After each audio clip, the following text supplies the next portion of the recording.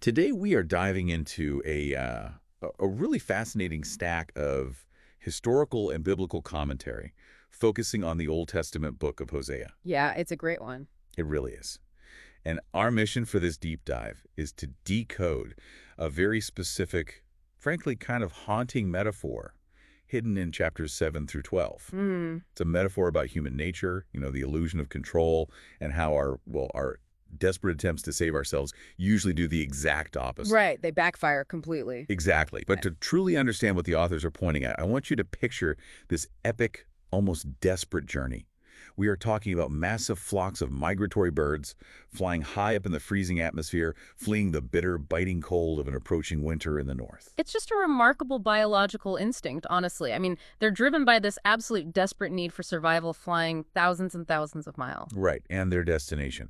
They're heading toward what they believe is going to be an absolute tropical paradise, a small coastal town called Fenggang, situated right at the southernmost tip of Taiwan. It is the ultimate promise of relief for them. Yeah. For these weary, freezing travelers, you can just imagine the appeal, right? The warm breezes, the mild climate of the south. It represents an oasis of life and comfort. Totally. They fly with this confident, almost hardwired assumption that once they finally reach this tropical refuge, they will be totally safe from the lethal elements of winter. They think they've made it. Yeah. But here is the grim reality, the twist waiting for them in this perceived paradise.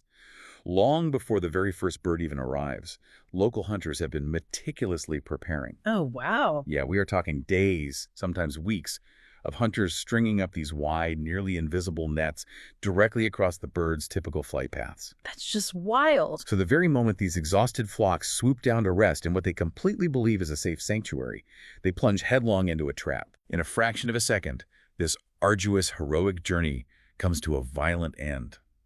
These majestic birds of the air plummet into the snare. They're entirely stripped of their freedom, and, well, the historical accounts point out the brutal end. They are sold to be roasted as local street food. Oh, man. Yeah. Their frantic pursuit of a safe haven leads directly to their doom. It is a devastating image. And what makes it so tragic is the irony of it all. You know, the Wow. very thing they thought was their salvation, that warm coastal breeze they were aiming for, is actually the mechanism of their destruction. They are completely blind to the danger because they are so desperately focused on escaping the cold behind them. And that striking, tragic, natural phenomenon is the exact foundation Hosea uses to describe human behavior. Yes. Our commentary outlines how seamlessly this biological instinct of the birds connects to the geopolitical reality of the ancient world. Specifically, we are looking at the northern kingdom of Israel, often referred to as Ephraim in these texts because, well, Ephraim was the dominant, leading tribe of that northern region. Yeah.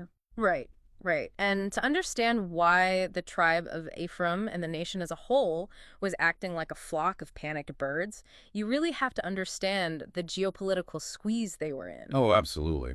During the time of the prophet Hosea, the commentary lays out this terrifying historical context. Israel is trapped in an absolute nightmare of a geopolitical landscape.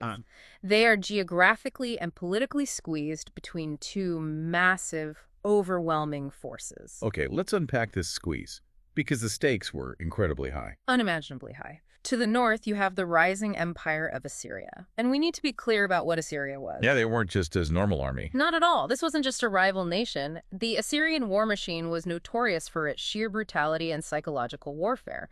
We are talking about an empire that would literally flay its enemies and pile skulls outside conquered cities just to send a message. Wow.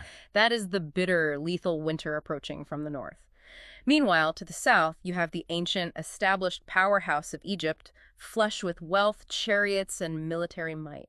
And Israel is just this tiny, vulnerable nation caught right in the middle of a colossal power struggle. Okay, wait. From a purely historical, practical standpoint, wasn't Israel just playing smart geopolitics here? How do you mean? I mean, if my neighbor is the Assyrian Empire doing all those horrible things, negotiating a treaty with them so they don't invade, or maybe, I don't know, buying some advanced weapons from Egypt to defend my borders, that just sounds like standard rational foreign policy. Yeah, it does. Right. Any nation state in history would do exactly that to survive. Why does the prophet Hosea call them foolish for simply trying to survive the winter? It is a totally valid question, and honestly, it is exactly how any modern political analyst would view the situation. But the authors of the commentary point out that Hosea is not giving a political critique. He is delivering a profound spiritual one. Oh. Right. To understand the critique, you have to understand the mechanics of ancient treaties. In the ancient Near East, signing a vassal treaty with Assyria or Egypt wasn't just like a secular political document. Yeah. When a lesser king submitted to a greater king, it legally required acknowledging the greater king's gods as supreme. Oh, wow. So it wasn't just a trade agreement. Not at all. To buy Assyrian weapons or secure their protection, Israel literally had to place Assyrian idols in their own temples. That's crazy. They weren't just signing a piece of paper, they were fundamentally pawning their spiritual identity for temporary physical safety. The text highlights that Israel is suffering from a massive systemic case of spiritual amnesia. That's a great way to put it. I mean, think about their history. This is the same nation whose ancestors were miraculously delivered from Egyptian slavery. The God who parted the Red Sea for them, who provided water from rocks and manna from the sky in the barren wilderness. Right. They had a proven, undeniable historical track record of divine protection when they were entirely helpless. But the moment they feel the pressure, that memory just completely evaporates. You know, this connects so deeply to the listener's own psychology today. You experience the exact same fight or flight response you feel when you get, say, an unexpected, massive medical bill or a terrible performance review at work. Your brain just screams, find a solution right now. Right. And that sheer panic completely overrides any memory of how you've been provided for in the past. Exactly. The panic takes the wheel. When the geopolitical pressure mounts, they don't turn to the God who saved them before. They completely abandon their faith. Wow. They start worshiping foreign idols to curry favor, and they desperately seek the military assistance of pagan nations. They are looking for a worldly shield against a worldly threat, completely ignoring the creator who actually holds the world together. Which brings us directly to Hosea chapter 7, verse 11. Hosea captures this panic perfectly by describing the nation of Ephraim as a silly dove without sense. It's such a vivid image. You can just picture it, right? A dove, when it's terrified, doesn't fly with a clear strategic purpose like an eagle. It flutters back and forth in a blind panic. Yeah, exactly. The historical records show the Israelites were doing exactly that. One moment they are flying north to Assyria to negotiate a desperate treaty, and the very next moment they are flocking south to Egypt to beg for weapons. Flitting back and forth? Yeah, darting here and there, frantically seeking refuge anywhere but in the arms of their creator. They are the migratory birds. They feel the bitter winter of Assyrian conquest approaching, and they are flying toward the warm breezes of Egyptian military aid. They truly think they are making calculated strategic moves to ensure their survival. But then we hit verse 12, which contains this chilling declaration. God says, "Wherever they go, I will spread my net on them. I will bring them down like birds of the air." Now wait, I had to push back on this a little bit. Okay, go ahead. Because God actively spreading a net for them sounds incredibly harsh. If they're just panicking like scared birds, why is the response a deliberate trap rather than a rescue mission? That is the crucial tension in the text, actually. It sounds harsh until you realize the distinction between a helpless victim and a willful rebel. The Israelites weren't just innocent victims who stumbled into a bad situation. God had continually offered them a rescue mission. He had sent prophets, warnings, and reminders of his covenant. But they ignored them. Right. They repeatedly, actively rejected his rescue in favor of their own clever political alliances. The net isn't an arbitrary punishment. It is the inevitable consequence of relying entirely on earthly resources. I see. Because God is sovereign over all nations, relying on those nations instead of him means you are literally running toward a dead end. It's the illusion of safety. You know, it's like disabling the smoke alarms in your house because the occasional false alarm from your cooking stresses you out. Right, yeah. And instead, you go out and buy a really expensive, top-of-the-line fire extinguisher. I love this analogy. You feel incredibly prepared and in control holding that extinguisher in your kitchen, but you actually just shut off the very system designed to warn you before the house burns down around you. You swapped a perfectly good warning system for the illusion of control. Wow. The very thing you thought was saving you ensures you get trapped in the fire. That is a brilliant way to conceptualize it. The Israelites thought they had the ultimate fire extinguisher with these Egyptian and Assyrian treaties. But if we connect this to the bigger picture, The text emphasizes that you cannot bypass the sovereignty of God with a man-made tool. Right. He brought them down from their arrogant heights to face the unavoidable consequences of their choices. Their cleverness was their downfall. They thought they were flying to a sanctuary, but they were plunging headlong into a snare. That ancient illusion of control didn't die with the Assyrian Empire either. Not at all. Fast forward a few centuries, and the commentary draws a direct line from this Old Testament panic to the New Testament book of James, capturing that exact same arrogance in the bustling marketplaces of the ancient world. Yes, the logical progression the authors highlight here is incredibly sharp. They take this concept of ancient national politics and scale it all the way down to individual human behavior. It gets really personal. It does. In the book of James, chapter 4, the apostle issues this blistering rebuke to people who arrogantly boast about being in absolute control of their lives. He specifically calls out these arrogant merchants who confidently declare, "Today or tomorrow we will go to this or that city, spend a year there, carry on business, and make money." Okay, when I read that quote from James, it hit so close to home. Oh, yeah. Yes, because this ancient rebuke sounds exactly like a celebrated modern-day hustle culture. It sounds like a viral LinkedIn post. That is so true. You know the ones. Here are my Q3 deliverables. Here is my 5-year trajectory. I'm moving to Austin to scale my startup, and I will double my revenue. Huh. We literally applaud people who meticulously plot out their business plans and declare exactly how they're going to conquer the market. We buy their book. Yep. Weed it up. So I have to ask, is the text actually saying that planning itself is a trap? Are we supposed to just wander around aimlessly like silly doves, making zero preparations for the future? It is crucial to distinguish what is actually being critiqued here, because the trap is incredibly subtle. James is not saying that having a calendar or making a business plan is inherently evil. Okay, good. The trap isn't the planning. It is the absolute arrogant illusion of human control behind the planning. The merchants in James's day, exactly like the political leaders in Hosea's day, believed they were the undisputed masters of their own fate. They were operating under the delusion that they owned yarrow. Right, they completely factored God out of the equation. Exactly. And here's the real insight. Meticulous planning is often our modern attempt to cure our anxiety about the future. Oh, that's so true. But the paradox is that the more rigidly you plan your life to avoid that anxiety, the more fragile you actually become.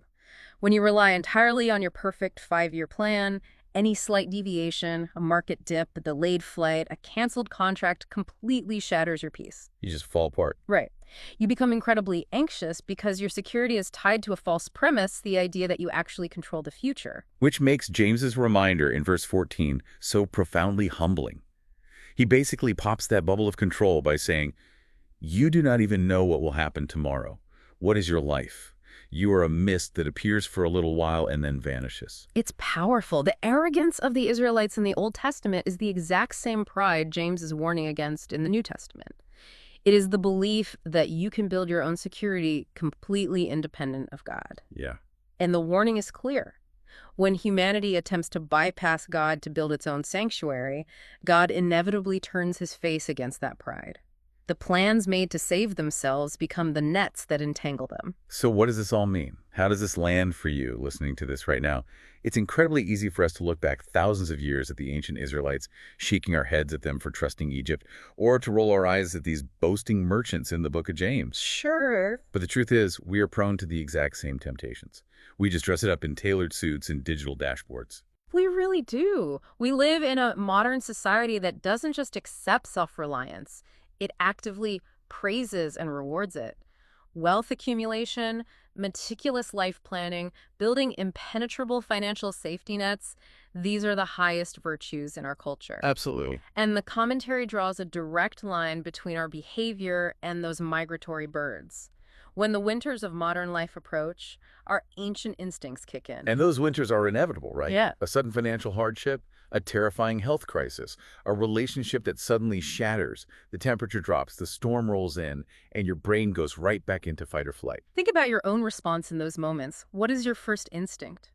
Much like those flocks of birds taking to the sky, we immediately fly toward the nearest earthly refuge. Yeah, we look for our Fenggang. Exactly, our tropical oasis where we think the cold can't touch us. We check our savings account, we call our well-connected friend, we lean on our resume. And there is a really insightful paradox raised here. The temptation to fly into the net, to trust in these worldly refuges, is actually so much worse for people who are successful. Oh, that's interesting. If you are struggling, if you are living paycheck to paycheck, it's a bit easier to realize your vulnerability and recognize that you need help. But if you have a massive bank account, a prestigious career, a really strong, influential social network, and a perfectly diversified investment portfolio, you can very easily convince yourself that your life is totally impenetrable. You look at your spreadsheet and say, I am perfectly insulated from the winter. That is the ultimate danger highlighted by these texts. When we lean entirely on what we've built in this world, when our earthly refuges look incredibly sturdy, we lose our perceived need for a savior. Wow. Yeah. We lose the humility required to fall on our knees, to admit our profound fragility, and to draw near to the Lord. We start believing we are the masters of our fate, just like the merchants in James. We disable the smoke alarm because our fire extinguisher is so shiny. But the tragic reality is that those earthly sanctuaries are just an illusion. They are the invisible nets strung up across the flight path.